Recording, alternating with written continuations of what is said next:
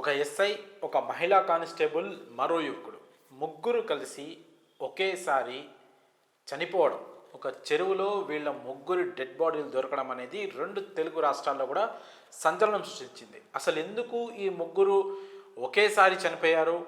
ఇది వీళ్ళది ఆత్మహత్యనా లేక వీళ్ళని ఎవరైనా హత్య చేశారా?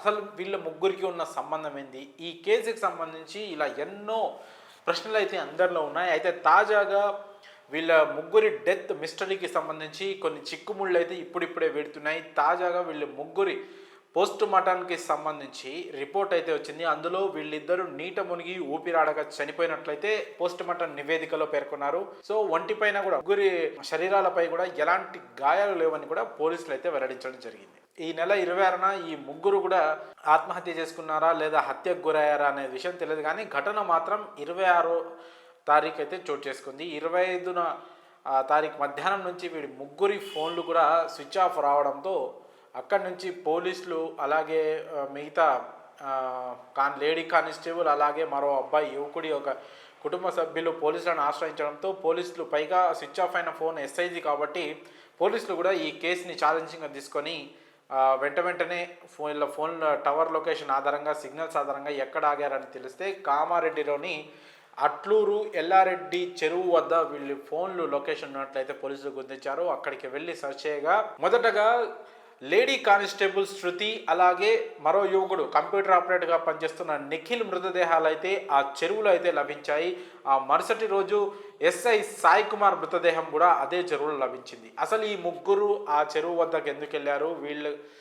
వీళ్ళు ఆత్మహత్య చేసుకున్నారా, హత్య చేసుకున్నారా, వీళ్ళ మృతికి గల కారణాలు ఏంటనే కోణంలో పోలీసులు దర్యాప్తు చేస్తూ వాళ్ళ వాట్సాప్ చాటింగ్ని అయితే పోలీసులు పరిశీలిస్తున్నారు. అయితే ఈ క్రమంలోనే కొన్ని షాకింగ్ విషయాలు అయితే బయటపడుతున్నాయి. అందులో ముఖ్యమైనది ఏంటంటే ఎస్ఐ సాయి కుమార్ అలాగే శృతికి గతంలో బీబీపేటలో ఎస్ఐ సాయి కుమార్ ఎస్ఐగా విధులు నిర్వహిస్తున్న క్రమంలో అదే స్టేషన్లో శృతి కూడా కానిస్టేబుల్గా పనిచేస్తుంది. ఆ క్రమంలో ఆ టైంలో వీళ్ళిద్దరి మధ్య కాస్త సాన్నిహిత్యం ఉన్నట్లు అక్కడ పనిచేసిన వాళ్ళు కావచ్చు, స్థానికులు కావచ్చు చెప్తున్నారు. సో ఆ తర్వాత ఎస్ఐ సాయి కుమార్ అయితే ట్రాన్స్ఫర్ పైన బీబీపేట నుంచి బిక్నూరుకు బదిలీ అయ్యారు. ఆ క్రమంలో సాయి కుమార్ వెళ్ళిపోయిన తర్వాత శృతి ఈ నిఖిల్ అనే కంప్యూటర్ ఆపరేటర్ కుర్రాడికి దగ్గరైంది. శృతి కంటే ఈ నిఖిల్ వయసులో చిన్నవాడు. సో ఇది గతంలో వీళ్ళ మధ్య ఉన్న పరిచయం కానీ, స్నేహం కానీ, ప్రేమ కానీ. సో ఇది ఫస్ట్ సాయి కుమార్ శృతికి మధ్య సాన్నిహిత్యం. ఆ తర్వాత సాయి కుమార్ దూరం అవడంతో శృతి నిఖిల్కి మధ్య సాన్నిహిత్యం.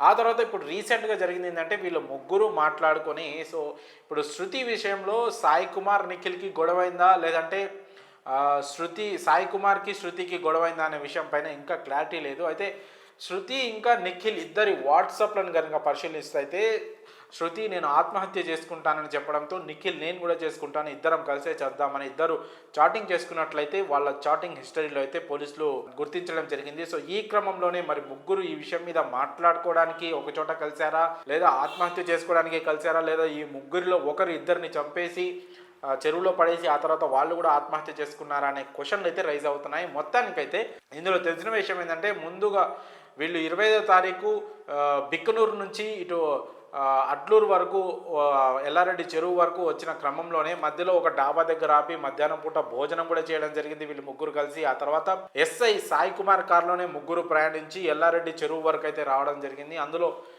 శృతి ఇంకా నిఖిల్ ఫోన్లు అయితే కారులోనే దొరికాయి. ఎస్ఐ సాయి కుమార్కి 3 ఫోన్లు ఉండడంలో ఒక ఫోన్ ఆయన జేబులోనే ఉంది, మిగతా 2 ఫోన్లు అయితే అన్లాక్ అవ్వడం లేదు ఇప్పటి వరకు అయితే ఉన్న సమాచారం ప్రకారం. సో ఈ క్రమంలో ముందు శృతి చెరువులోకి దూకి ఆత్మహత్య చేసుకునేందుకు ప్రయత్నించింది. ఆ తర్వాత తనను కాపాడేందుకు నిఖిల్ కూడా చెరువులోకి దూకడం జరిగినట్లు తెలుస్తూ ఉంది. అయితే ఇక్కడ శృతికి ఈత రాదు, నిఖిల్కి ఈత రాదు. అయితే మునిగిపోతున్న క్రమంలో ప్రాణాల మీద ఆశతో శృతి నన్ను కాపాడండి అని అరవడంతో సాయి కుమార్ కూడా ఇంకా చేసేదేం లేక తనను కాపాడేందుకు చెరువులోకి దూకారు. సో చెరువు చాలా పెద్దది కావడం, ముగ్గురికి ఈత రాకపోవడంతో ముగ్గురు కూడా నీట మునిగి ప్రాణాలు కోల్పోయినట్లయితే తెలుస్తుంది. ఎందుకంటే పోస్ట్ మార్టం రిపోర్ట్లో కూడా ఊపిరాడక నీటిలో మునిగిపోయి చనిపోయినట్లుగా రిపోర్ట్ అయితే ఉంది. పైగా ముగ్గురు పైన ఎలాంటి గాయాలు లేవు అని కూడా రిపోర్ట్ చెప్తోంది.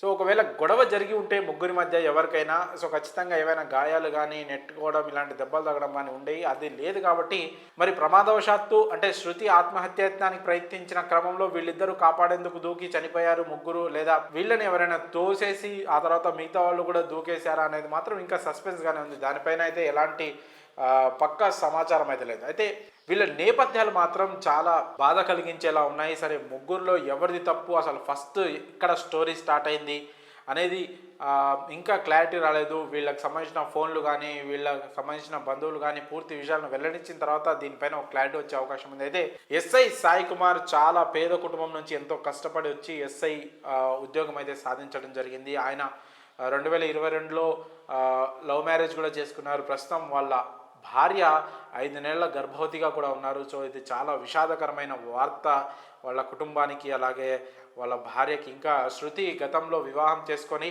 ఆ తర్వాత విడాకులు ఇచ్చి 3 ఏళ్ళుగా అయితే తను ఒంటరిగానే ఉంటుంది. ఇంకా ఇటు నిఖిల్ కంప్యూటర్ ఆపరేటర్ వచ్చేసరికి తనకి శృతితో సాన్నిహిత్యం ఏర్పడింది. సో శృతి కంటే కూడా నిఖిల్ వయసులో చాలా చిన్నవాడు, అయినా కూడా వాళ్ళిద్దరి మధ్య స్నేహం కాస్త ప్రేమగా మారిందన్నట్లు తెలుస్తోంది. అయితే గతంలో సాయి కుమార్ ఇంకా శృతి ఇద్దరు సాన్నిహిత్యంగా ఉన్న సమయంలో ఈ నిఖిల్ అనే కుర్రాడే వాళ్ళిద్దరి మధ్యవర్తిగా వ్యవహరించాడని కూడా ప్రస్తుతం సమాచారం అయితే తెలుస్తోంది. మరి ఈ మొత్తం డెత్ మిస్టరీలో ముగ్గురిది అంటే శృతి ఆత్మహత్య యత్నానికి ప్రయత్నించిన క్రమంలో తనని కాపాడేందుకు వీళ్ళిద్దరు చనిపోయారని ఇప్పటి వరకు అయితే ఉన్న సమాచారం. మరి దీనిపైన పూర్తి సమాచారం రావాలంటే పోలీసులు చెప్పే నివేదికపై ఆధారపడి ఉంటుంది. మరి ఇప్పటికైతే ఈ డెత్ మిస్టరీలో వాట్సాప్ చాటింగ్లో శృతి ఇంకా నిఖిల్ వాట్సాప్ చాటింగ్లో అయితే తెలుస్తున్న విషయం అయితే ఇది. ఆత్మహత్య చేసుకుంటానని శృతి చెప్పడం లేదు, నేను కూడా నీతో పాటే చనిపోతాను, చనిపోతే ఇద్దరం కలిసి చనిపోదామని చెప్పడం. సో అంటే ఇక్కడ మనకు తెలుస్తుంది ఏంటంటే శృతి ఇంకా నిఖిల్ ప్రేమలో ఉన్నారు. సో గతంలో నాతో చనువుకున్న శృతి ఇప్పుడు నిఖిల్కి దగ్గర అవడం సాయి కుమార్కి నచ్చగా